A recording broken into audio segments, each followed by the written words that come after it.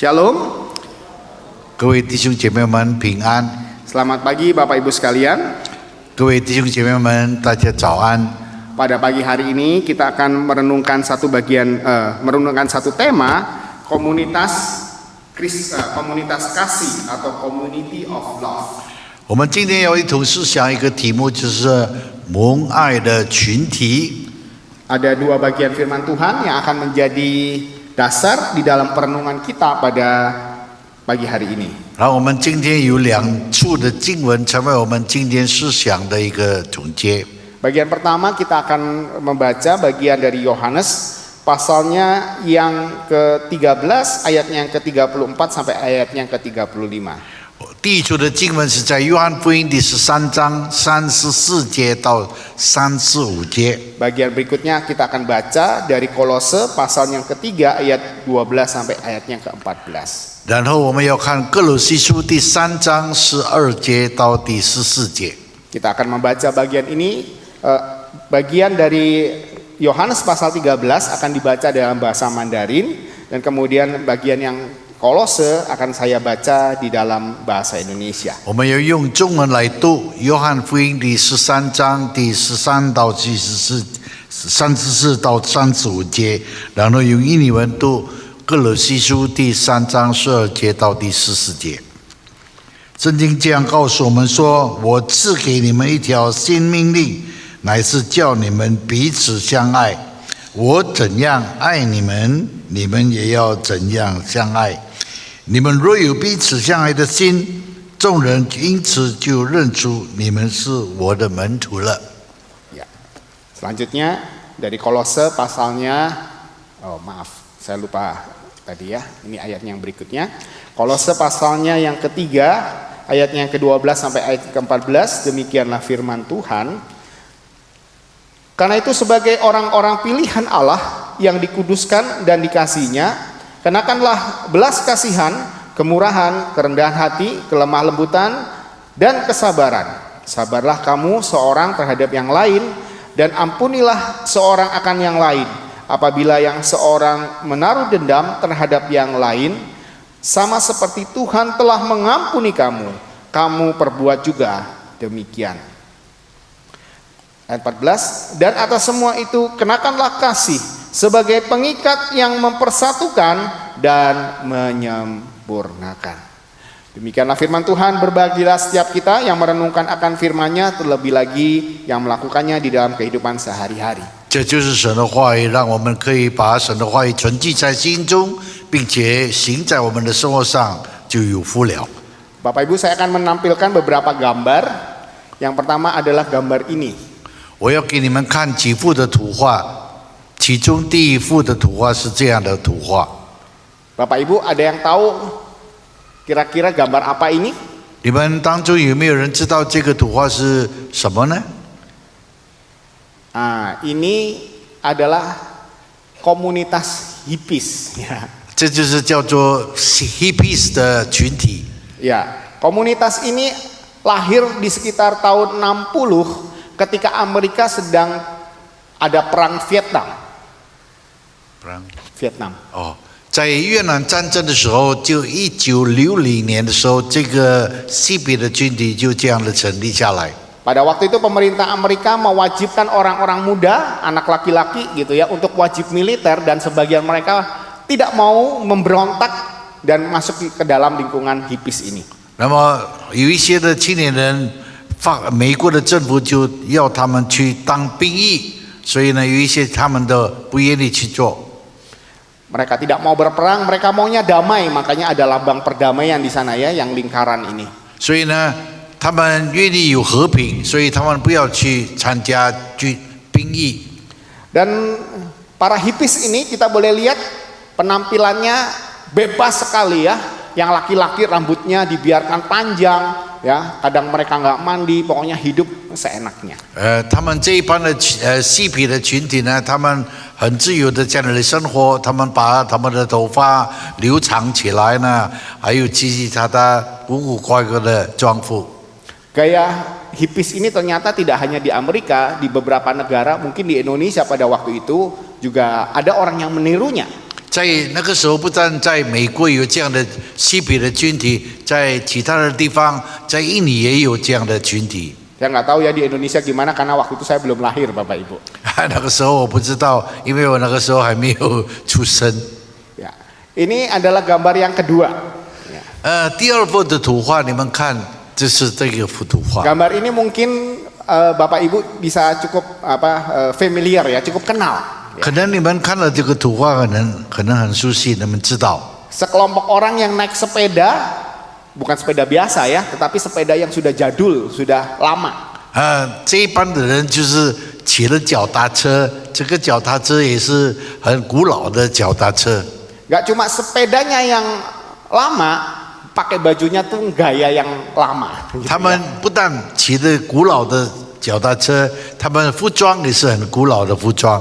Pakai baju kayak veteran perang tahun 45-an, gitu, lebih tua lagi dari yang tadi. 就好像已经不再做当兵的那些人那样的服装穿起来。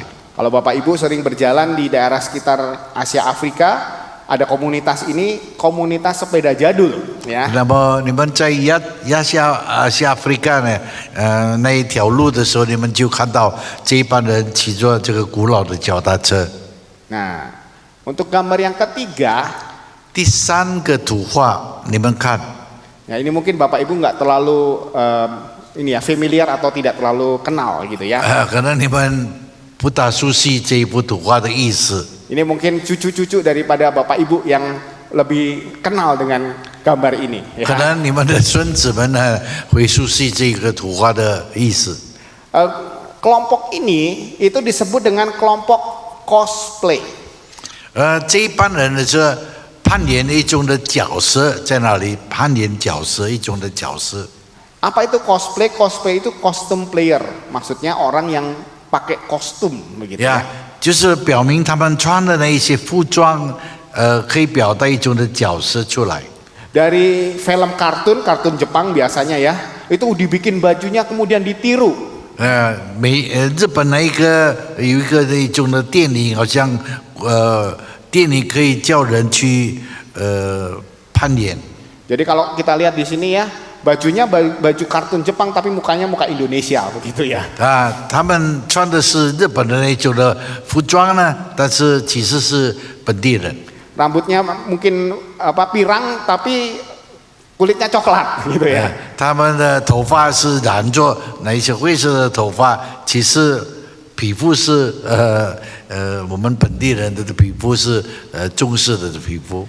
Nah, Bapak Ibu sekalian, dari ketiga gambar ini, dari ketiga komunitas ini, kira-kira hal apa yang kita bisa pelajari?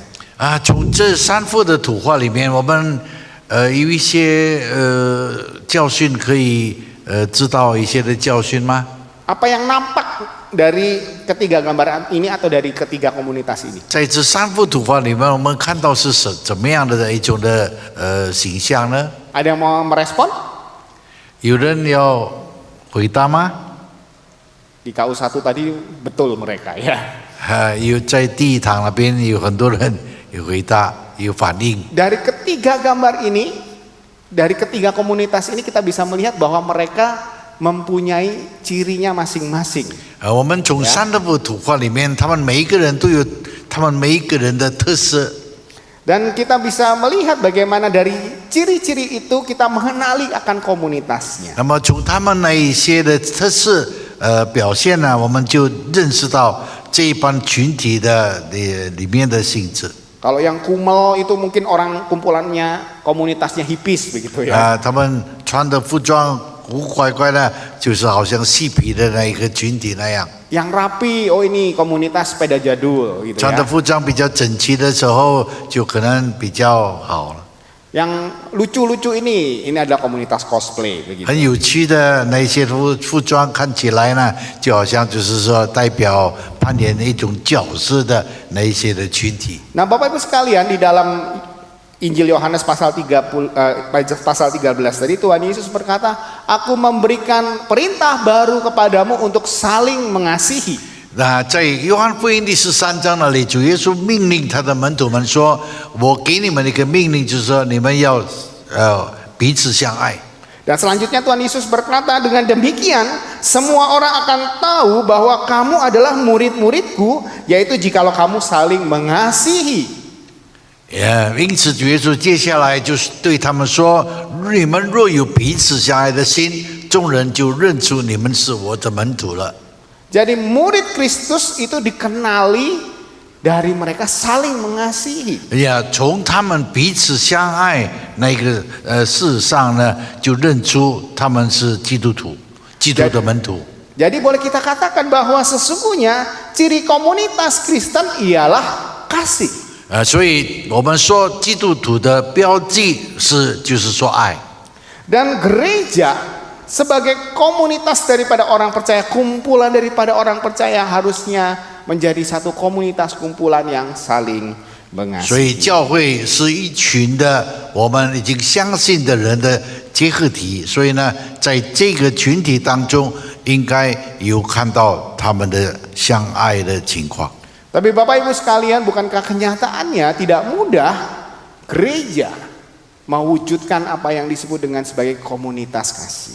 所以呢，在这方面我们看见教会是不容易做到我们有相爱的群体这一方面的事。